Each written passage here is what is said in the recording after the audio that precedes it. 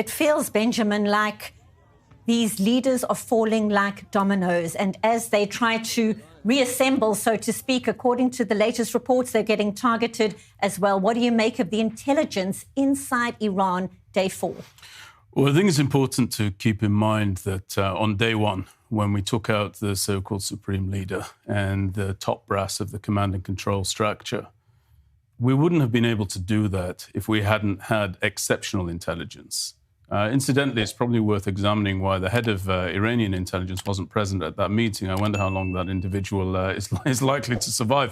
But I'm very, very pleased at the progress so far.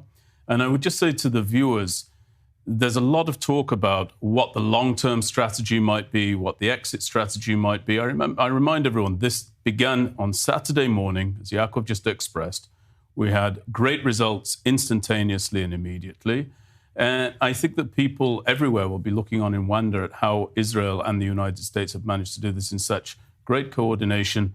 And when you see Iran lashing out everywhere and anywhere, not just towards Israel, but to other countries in the region, and you see the Europeans being dragged by the nose toward the theatre, you really do have to ask a very basic question. Did we want to leave a regime intent on this degree of destruction and with this pernicious an attitude to the region and beyond, armed with the capabilities that it had and pursuing the capabilities that it wanted? And the answer, of course, is no.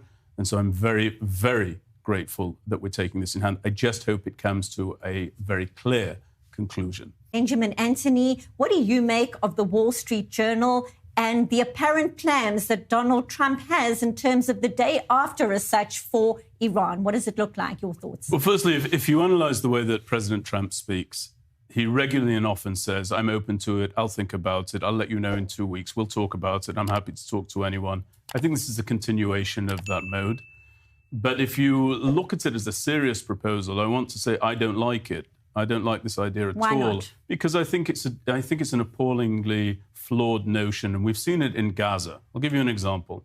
Inside the Gaza Strip, we've heard this ridiculous nonsense of a so-called reformed PA somehow coming in, despite the fact that it was routed, thrown off rooftops, shot in the back of the head, and dismissed and expelled from the Gaza Strip by Hamas when they first came to power, is somehow going to be ready, willing, and able to effectively take over the Gaza Strip. That's a reformed PA, in parentheses.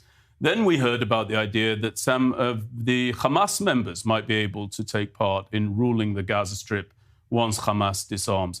This is complete, total, and utter nonsense. And I think that to take that on a micro scale and then overlay it on a macro scale onto Iran means that we're not going to see the long-term change that all of this is in pursuit of bringing about. We're not in the business in Israel. We don't have the luxury of seeking to ensure a great destiny for the Iranian people, much as some people might like that to be the case.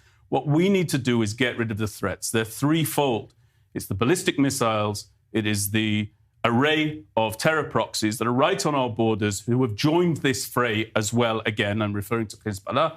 And, of course, we want to bring about an end to the nuclear weapons pursuit of the Iranians. Now, anything in addition to that is absolutely fine. We can look at that, but let's get the basics out of the way first of all. And I don't think included in any diplomatic outcome should be handing over the reins of power and leadership to people who were sympathetic to a regime that has immiserated our lives since it came about.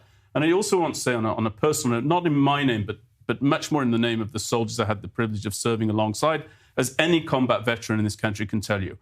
I have served in the wars of 2006, southern Lebanon, 2012, 2014, this war inside the Gaza Strip. All of this came from this regime, in part, in Iran. Clear it out, clear house, and stop talking nonsense about the reforming of these religious jihadist fanatics. I hope I'm getting my points across.